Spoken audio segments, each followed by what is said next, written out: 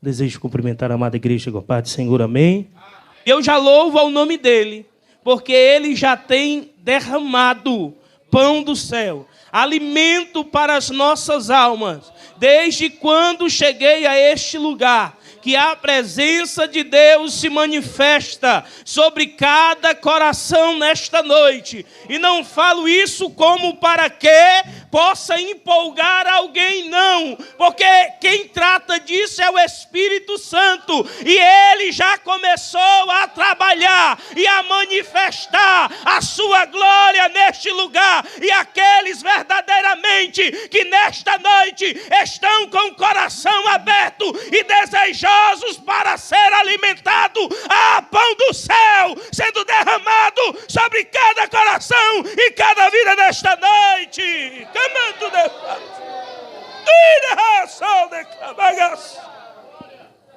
Aleluia! Glória! Amados e queridos, igreja do Senhor, é do agrado do Pai assim o fazer. Não é mérito nosso, não é mérito do pregador, não são palavras persuasivas de sabedoria humana, não é uma linguagem erudita, não é uma linguagem, louvado seja o nome do Senhor, secular impecável diante dos homens, mas é uma mensagem que fala ao nosso coração. Desperta a igreja, acorda, porque o Mestre está vindo aí e ele virá buscar uma igreja santa, remida e de boas obras. Há uma preparação de Deus nesses últimos dias.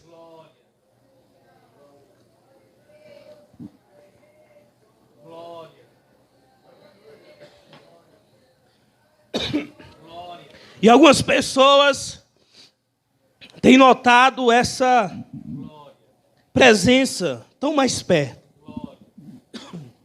Mas ele sempre esteve perto. Ele sempre quis que nós estivéssemos com o coração como muitos estão esta noite. Abertos, sinceros, desejosos. Senhor, eu quero sentir a tua presença independente de qualquer coisa. Não me deixa sair daqui sem ser alimentado por ti. E essa preparação, queridos, ela já começou. Porque Jesus ele está voltando. E a Bíblia diz que ele quer que todos venham ao conhecimento da salvação, ao arrependimento. Não é do agrado do Pai que ninguém se perca. Nenhum de nós que estamos aqui esta noite. Somos privilegiados, porque este momento foi marcado pelo Senhor. Foi marcado por Deus. Agora cabe cada um de nós verdadeiramente abrirmos o nosso coração. Não fique esperando de alguém essa manifestação, esta glória, essa essência, esse poder, porque aquele que derrama desta graça, ele já está aqui. E não é porque eu estou dizendo que ele está aqui, é porque muitos têm sentido que ele está aqui. Se fosse só o pregador desta noite, alguém poderia, era até aceitável em dizer, não, ele está dizendo, querendo nos empolgar. Não, irmão, eu não empolgo ninguém. Pelo contrário, nem espero a empolgação de ninguém. Mas aquele que empolga e que move e que manifesta a sua glória é o Espírito Santo. E foi o primeiro a chegar neste recinto. E quer continuar manifestando a sua glória e seu poder. A sua presença, a sua essência. E o trabalhar do inimigo das nossas almas nesses últimos dias também não tem sido fácil. O sistema humano tem aí de sua forma sorrateira preparado tantas coisas para tirar a igreja da direção, do rumo, do seu chamado. E muitos têm, de forma, muitas vezes, insensatos, ignorantes, sem sabedoria, sem entendimento, achando que no mundo há alguma coisa de proveito. E não, irmão. Ontem eu conversava isso com alguém, e aquela pessoa declarando, expondo, louvado seja o nome do Senhor, algumas situações. E eu sempre tenho dito isso, que alguém pensa que a felicidade está nos recursos humanos, está no poder aquisitivo, está em chegar a um patamar elevado, humanamente falando. E a maior decepção deste povo é quando chega aonde queriam, o vazio é o mesmo. A tristeza só tem aumentado. Há um desespero na alma incontrolável. E eles ficam se perguntando o porquê, visto que tudo aquilo que eu sonhei um dia realizei, porém o vazio e a tristeza na minha alma permanece a mesma. Porque o que nós precisamos é isso que nós temos hoje e sentimos nesta noite. É a presença dEle. Louvado seja o nome do Senhor. E não é mérito nosso, torno a repetir. Não é nós, irmãos, de forma alguma. É a manifestação do poder de Deus na nossa vida. Esse hino que a irmã Yasmin tem louvado e tem falado muito ao meu coração, ela sempre louva esse hino em casa ou na igreja quando recebe a oportunidade. E isso fala muito, retrata da nossa caminhada, pelo menos da minha, eu entendo assim. Mas muitos irmãos se enquadram também nisso. E muitas vezes, em algum momento da nossa vida, vem o desespero pelas lutas, a dificuldade que passamos, como nosso amado irmão presbítero Daniel já expressou nesta noite. Há choro que muitas vezes é choro do desespero, porém desta noite é de presença. O choro pode durar uma noite, mas a alegria vem ao amanhecer. Louvado seja o nome do Senhor. E muitas vezes, na caminhada, às vezes, ali me pegava pensando as lutas, as dificuldades, os problemas, questionando com Deus, perguntando a Ele tantas coisas. E aí, às vezes, mesmo assim, eu continuo caminhando.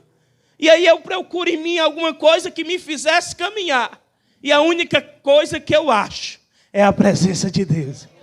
E aí eu entendo, foi por causa dele que eu não parei.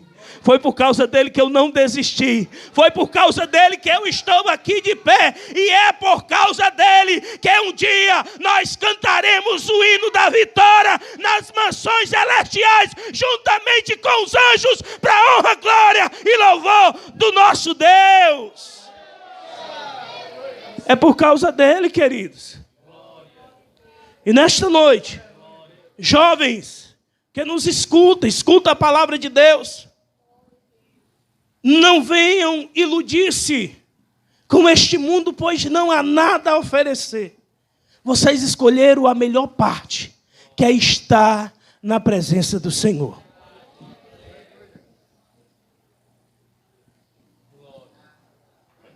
É bem verdade que na presença do Senhor há muitas renúncias que nós precisamos fazer. E quando atendemos isso e fazemos as renúncias, aí nós começamos a ter o sentido do que era o Evangelho, o chamado de Deus, a presença, a graça, o mover em nossos corações.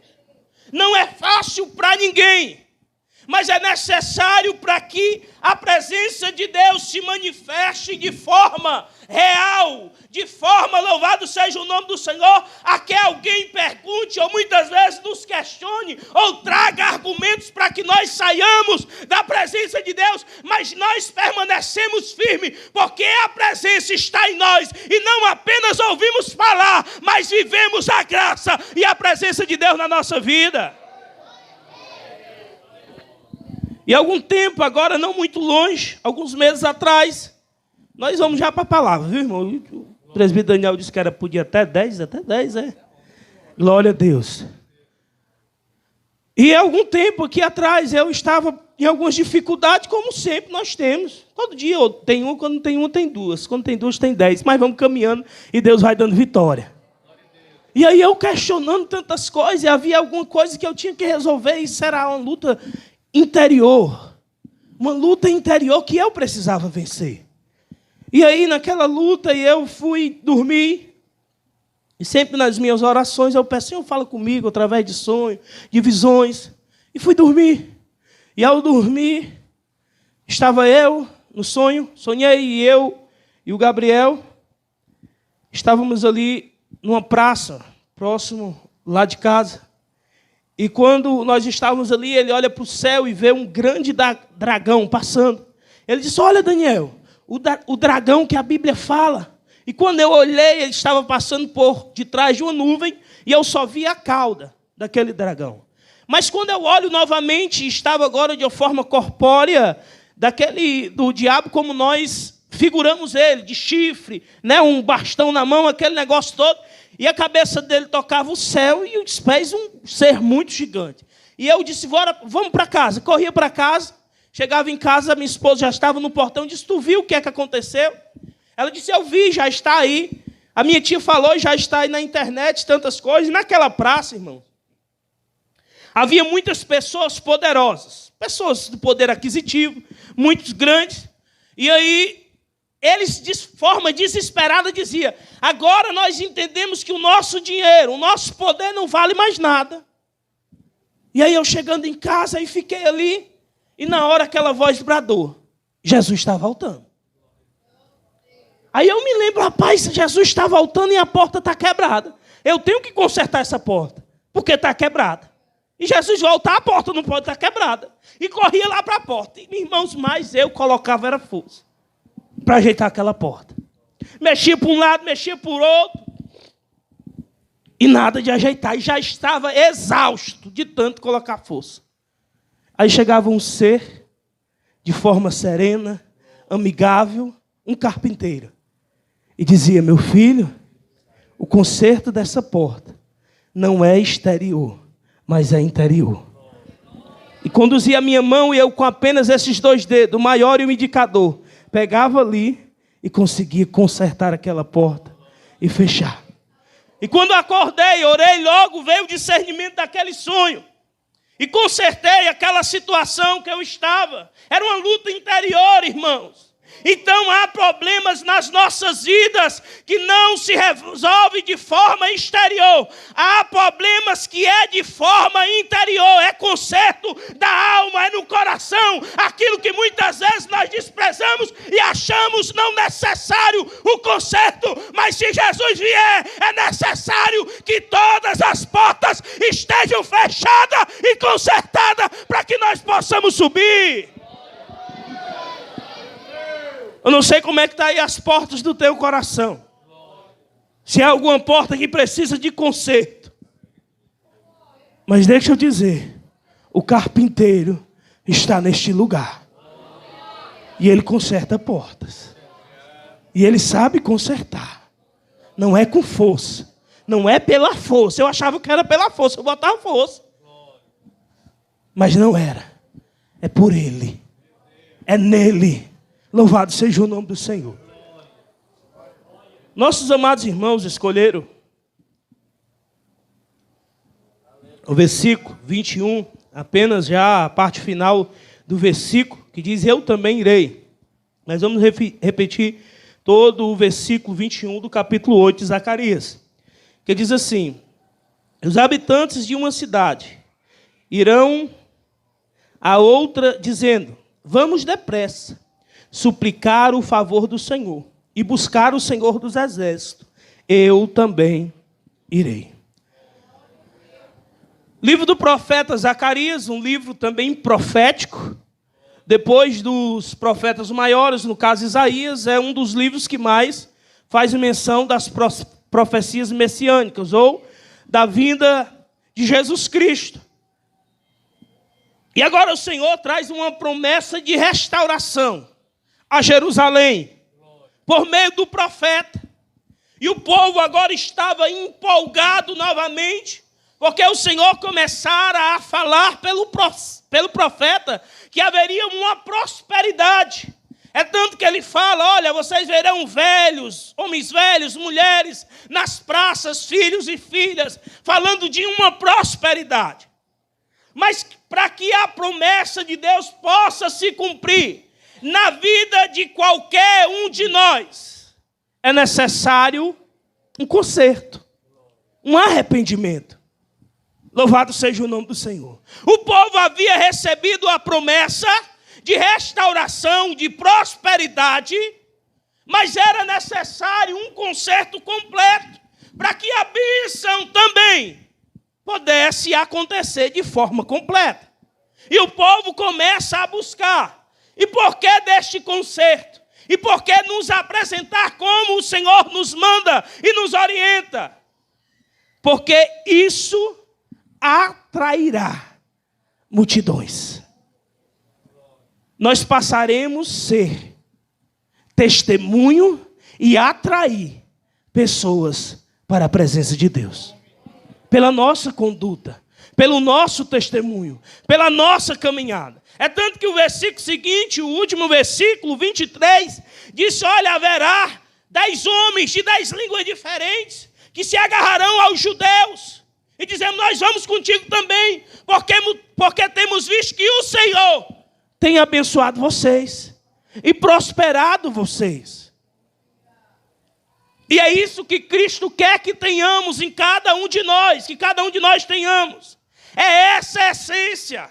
Alguém olhar para ti, olhar para mim, olhar para nós e dizer: nós também queremos essa bênção, nós também queremos esse Jesus, porque eu conhecia quem tu eras, eu sabia como era a tua caminhada, eu ouvi falar de ti e agora também tenho ouvido das grandezas de Deus, da manifestação de Deus e da prosperidade de Deus na tua vida. E nós achamos que ser crente meramente é dizer: eu sou crente, estou na igreja. Não é apenas isso. Mas o Senhor te chamou para verdadeiramente você ser um cristão. Um pequeno Cristo. Alguém que atrai alguém para Cristo. Alguém que manifeste na essência a glória, o poder de Deus, de Cristo também. Pequenos Cristo. Louvado seja o nome do Senhor. Eu não sei como é que você entende a sua vida espiritual, o seu chamado.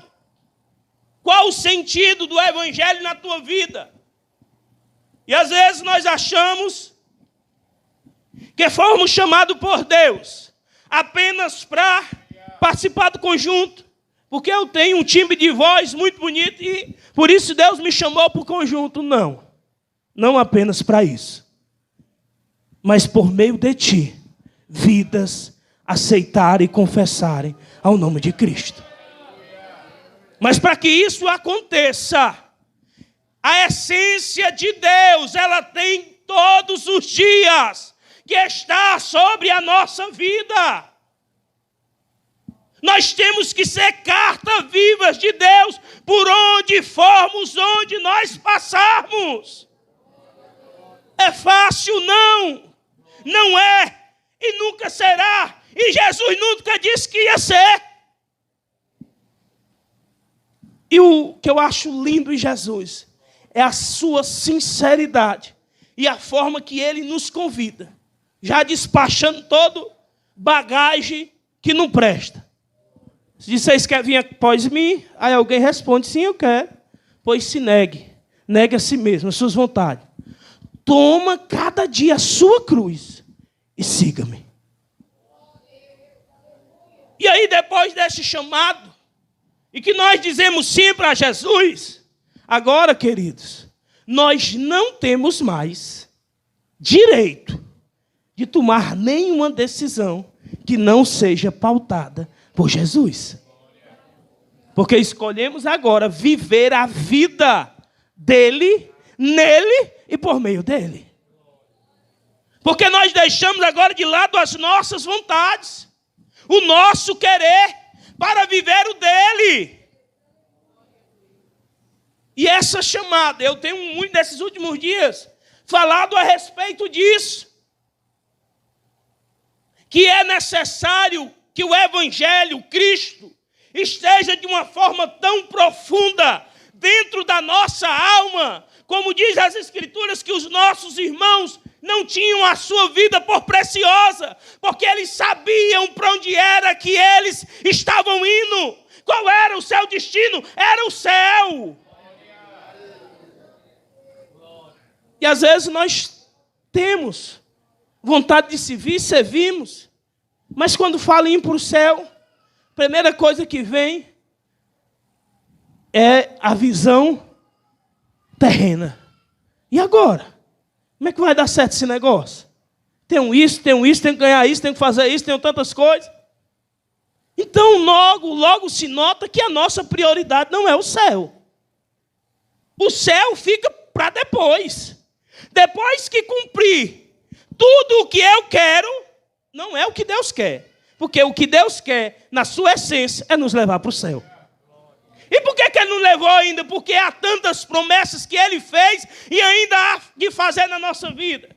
É porque para que nós venhamos chegar na estatura de varão perfeito, tem que haver este conhecimento. Nós temos que conhecer a Deus. E nós, seres humanos que somos, falíveis como somos, é necessário primeiro viver um pouquinho do céu aqui na terra, para depois irmos para lá. Por isso dessa demora toda, que nós julgamos ser. E aí ele vai abençoando, e a gente começamos a entender. Mas quando o crente tem Cristo na sua essência, dentro de si, a sua conversa é outra. A Bíblia diz, no livro de Atos, capítulo de número 21,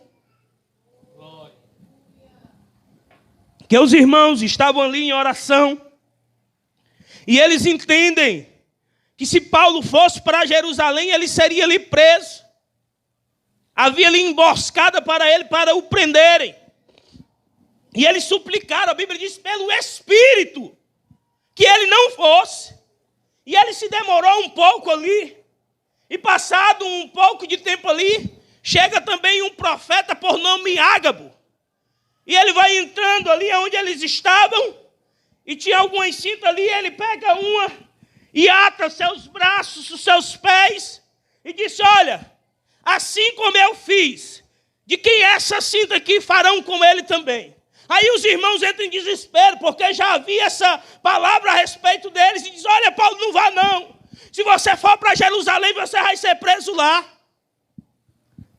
Se fosse nossos dias, irmãos, a resposta tinha sido mais ou menos assim. Glória a Jesus. Rapaz, Deus revelou o livramento. Era mais ou menos assim a nossa palavra. Mas sabe o que foi que Paulo disse? O que é que vocês fazem? Entristecendo o meu coração. Porque eu estou pronto, não a só ser preso, mas morrer pelo Evangelho de Cristo. É morrendo que eu chego lá. É apagando aqui que eu assento lá. É necessário que isso se cumpra para que eu possa ver aquele que me escolheu, me tirou do charco de lodo e firmou os meus pés na rocha. Mas nós estamos esperando apenas o arrebatamento. Apenas. Mas tem aí uma linguagem no meio dos crentes que diz, ou você vai por meio do arrebatamento, ou pode também chamar a nossa ceia. Né, presbítero Joaquim? Opa, irmão Daniel Reinaldo, chegou a sua vez. Opa, glória a Jesus. Vamos lá. E essa é a única fila que o pessoal quer deixar passar. Não pode ir na minha frente. Não, mas chamou lá, é a sua. Não tem negócio não sei que você chore. Que nem Ezequias, ele antecipa mais um pouquinho, né? Não, tá meio, vai agora não. Vou botar mais aqui, atrase um pouco. Perdão. Mas é assim, irmãos. Mas para nós chegarmos lá, só tem esses meios. Louvado seja o nome do Senhor. E viver o Evangelho é isso. A gente acha muitas vezes que para que o Evangelho esteja dentro de nós, ou que nós sejamos considerados alguém que tenha Cristo, alguém que realmente Cristo habita em nós, é apenas nós viver momentos de abundância. Não ter luta, dificuldade, pelo contrário, irmão. O crente, na sua essência, ele passará constantemente por lutas, dificuldades, problemas, porque isso é da terra. É daqui mesmo. É daqui. Mas lá no céu, não, lá não entra. Nem tristeza, nem fadiga, nem dor, nem dissabor, dissensão, porfia, maledicência. Nada disso tem lá no céu. E nem entra lá. Mas enquanto estivermos aqui, enfrentaremos isso. Enfrentaremos essa luta. Mas o versículo lido, 21, e o final dele diz: eu também irei. Porque alguém viu a manifestação de Deus, a glória de Deus sobre o povo de Israel. E o mundo tem que ver isso em nós. O mundo tem que ver essa essência em nós. E olhando para nós, não precisar desses convites exaustivos, mas eles se apresentarem e dizerem: eu também irei, eu também quero esse Jesus, eu também quero viver essa presença, eu também quero a glória de Deus na minha vida. Quando alguém tem Jesus, a outra pessoa sabe. Eu lendo esses versículos, esse livro, eu andei meditando nele esses dias. E aí me veio muito à memória a passagem que tem de Elias, quando Elias é tomado para o céu.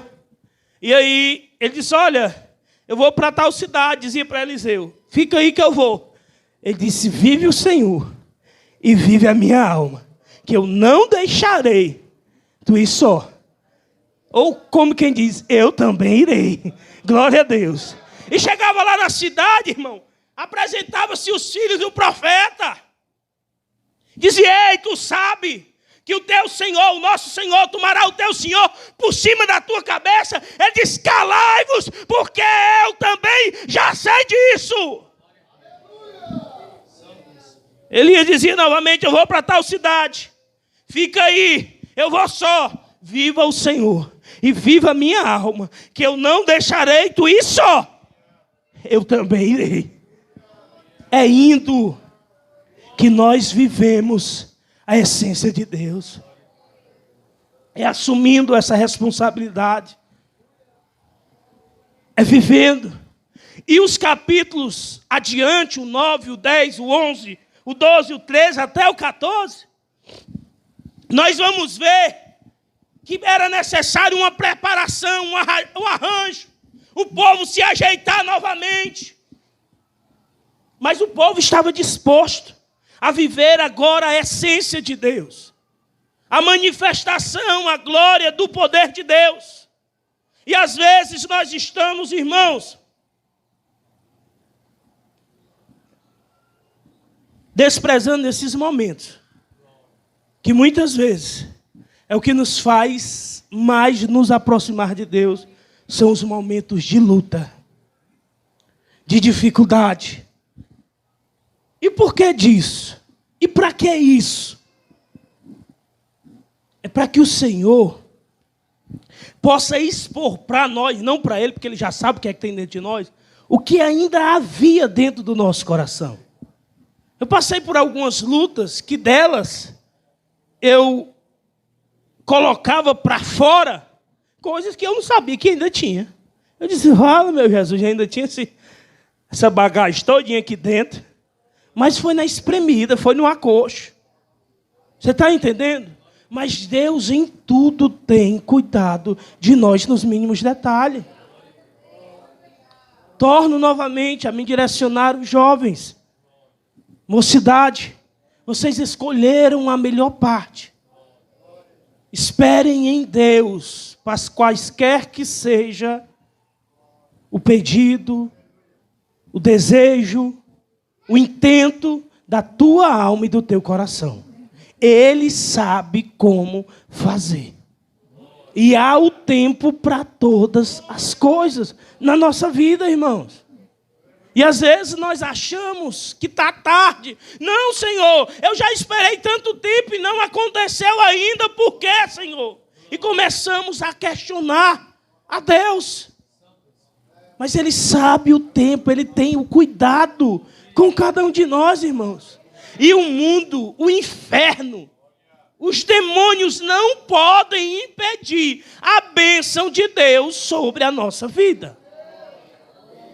Só tem uma coisa que pode nos impedir. Ou alguém. Somos nós mesmos.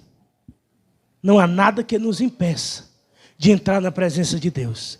Isaías 59 diz que a mão do Senhor não está encolhida, os seus ouvidos não estão tapados ou agravados. Mão estendida, mão encolhida, que não posso salvar, os seus ouvidos tapados, que não posso ouvir. Mas são as nossas iniquidades